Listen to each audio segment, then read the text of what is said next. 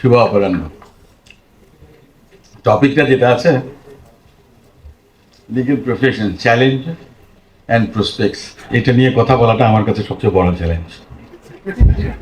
এই চ্যালেঞ্জটা কিন্তু আমি মোকাবেলা করেছিলাম। আমাদের যে মঞ্চে আছেন জাস্টিস মিফতাউদ্দিন রুমি, আমাদের ঢাকা বিশ্ববিদ্যালয়ের আইন বিভাগের সাবেক ডিন একাডেমিক ডক্টর বোরহান, আমাদের জাস্টিস জাফর আহমেদ সাহেব। একটু বলে রাখি, দোলনের সুবাদে এখানে সবাই একজন বাদে, সম্ভবত সবাই কিন্তু প্রফেশনালি আমার সিনিয়র, একজন বাদে সম্ভবত। আমি ঢাকা বিশ্ববিদ্যালয়ে 13তম ব্যাচের ছাত্র ছিলাম। আমার বড় ভাই দ্বাদশ ব্যাচের ছাত্র ছিলেন। দ্বাদশ ব্যাচের যারা ছিলেন তাদের নাম নাই বা বললাম, তারা আমাকে বললো তো দুই ভাই একসঙ্গে এখানে পড়ার দরকার নেই, তুই জায়গা। আমি চলে গেছি। আমি ইংরেজি বিভাগে লেখাপড়া করেছিলাম ঢাকা বিশ্ববিদ্যালয়ে।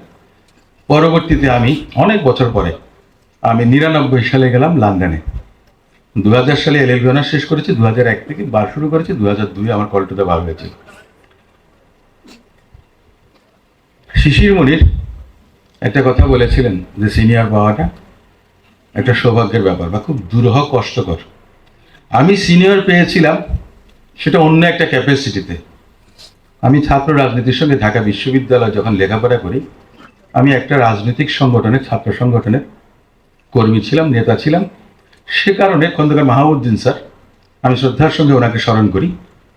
তা আমি একসময় ওনাকে মামা ডাকতাম, কারণ আমার কলিগরা ওনাকে মামা ডাকতেন গোপালগঞ্জের সুবাদে। তো আমি একসময় এসে লন্ডন থেকে পাশ করার পরে আমি ওনাকে মামা থেকে স্যার বলা শুরু করলাম। কেন? না, বললাম যে একটা উদ্দেশ্য আছে। উদ্দেশ্যটা কি? যে ওনার সঙ্গে জয়েন করা। তো উনি আমাকে খুব স্পষ্টভাবে বলেছিলেন যে তুমি তো বাবা আমার সঙ্গে জয়েন করে কিছু শিখতে পারবে না। কারণটা কি? উনি বললেন যে তুমি তো এখানে নিচে আর আমরা তো অনেক উপরে। যেটা সত্যি, বাস্তব কথাটা কিন্তু তিনি বলেছিলেন যে মাঝখানে যে ভ্যাকুয়ামটা, ও জায়গাতে যেতে অনেক চড়াই উতরাই পেরোতে হবে। তারপরেও আমি জেদ ধরেছিলাম, অনেকদিন স্যারের সঙ্গে ছিলাম, কিন্তু সিনিয়র হিসেবেই ওনার কাছ থেকে আমি স্নেহ পেয়েছি।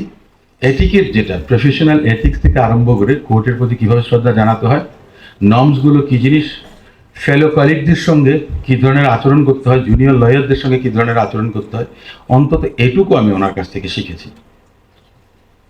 কিন্তু তারপরে এখন যদি বলি যে সিনিয়র থাকতে হয়, স্যারের কাছ থেকে কোনো কিছু আমি শিখতে পারিনি। কোনো জুনিয়রও কিন্তু আপনার সিনিয়র হতে পারে। আমি পরবর্তীতে আলাদা চেম্বার করেছিলাম। তো একদিন আমার চেম্বারে, আমার কোর্টে এসে ঢাকা বিশ্ববিদ্যালয়ের 34তম ব্যাচের একজন ছাত্র সালে আকরাম সম্রাট, সে বললো যে স্যার আমি আপনার সঙ্গে জয়েন করবো। তা আমি বললাম আমার তো কোনো প্র্যাকটিসই নেই, আমি তো মামলা মোকদ্দমা নিয়ে নিজেই আসামি থাকি, আমার নিজেরই অ্যান্টিসিপেটরি বেল নিতে হয়, ম্যাজিস্ট্রেট কোর্টে যেতে হয়, জাজেস কোর্টে যেতে হয়, কিংবা হাইকোর্ট বিভাগে আপনার দ্বারপ্রান্ত হতে হয়। বললো যে না, আমি আপনার সঙ্গে জয়েন করবো। সেই জুনিয়রই কিন্তু আমার সিনিয়র। আমি যা কিছু শিখেছি এখানে আমি স্মরণ করি, আমি অত্যন্ত, আমি আনন্দের সঙ্গে বলতে পারি, আমি এ ধরনের একজন জুনিয়র পাওয়া যে আমাকে কোথায় নিয়ে যেতে পারে।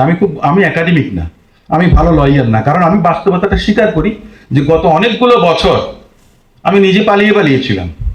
আমি লন্ডন থেকে 2 বছর আসতে পারিনি, আমার পাসপোর্ট ছিল না, দেওয়া হয়নি। যে আমি একটা মার্ডার কেসের 1 নম্বর আসামি, ফিউজিটিভ, তার পাসপোর্ট দেওয়া যাবে না। এ ধরনের পরিবেশ পরিস্থিতির মধ্য দিয়ে আমাকে স্ট্রাগল করতে হয়েছে। এখন একটা কথা বলি,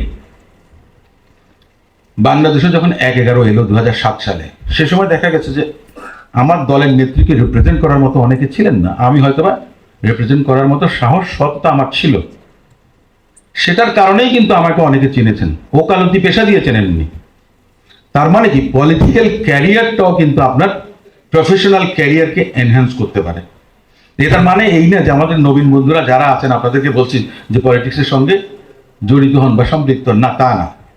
আপনাদের অনেক চ্যালেঞ্জ রয়ে গেছে। সেটা কি? এই যে এখন যে অবস্থাটা আছে, দোলন একটু টাচ দিয়েছিলেন সালাউদ্দিন দোলন, তিনি নেই এখানে, যে অনেক কিছু যে সিনিয়ররা যে প্রিভিলেজটা পায় জুনিয়ররা সেটা পায় না। এটাতে এক ধরনের ডিসক্রিমিনেশনের কথা আমরা বলি, কিংবা ওনাদের প্রতি, যে সিনিয়রদের প্রতি আমাদের মাননীয় বিচারকদের যে একটা শ্রদ্ধাবোধ, যেটা, এটাও আমি মনে করি থাকা উচিত। আমাদের এই সংস্কৃতিতে এটাও থাকা উচিত। অ্যাট দ্য সেম টাইম জুনিয়ররা যেন ডিপ্রাইভ না হন, আমাদের মাননীয় দুজন বিচারপতি আছেন, একজন বর্তমানে, আমরা ওনাদের সামনে তো কথাগুলো বলছি। সিনিয়রদের কাছে জুনিয়রদের প্রত্যাশা থাকে, বিচারকদের কাছেও সর্বপ্রথম জুনিয়র যারা লয়ার থাকেন বা এবং বেঞ্চের যে সম্পর্ক, যে সমন্বয়ের বিষয়টা, এগুলি সব কিছুই কিন্তু এই চ্যালেঞ্জগুলোকে মোকাবেলা করে আমরা উঠে যেতে পারবো। এটাই হচ্ছে সবচেয়ে বড় কথা। কিন্তু সবাইকে সম্মিলিতভাবে কাজ করতে হবে এই জুডিশিয়ারির আপনার ভালো জায়গায় যেন আমরা নিতে পারি। জুডিশিয়াল ইন্ডিপেন্ডেন্সের কথা আমরা বলি, কিন্তু সেটা কি সবসময় হয়?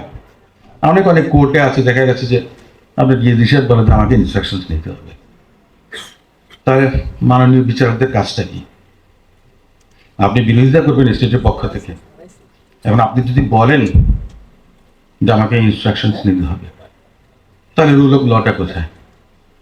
You have to go by book, whatever in the book you have to place that before that court.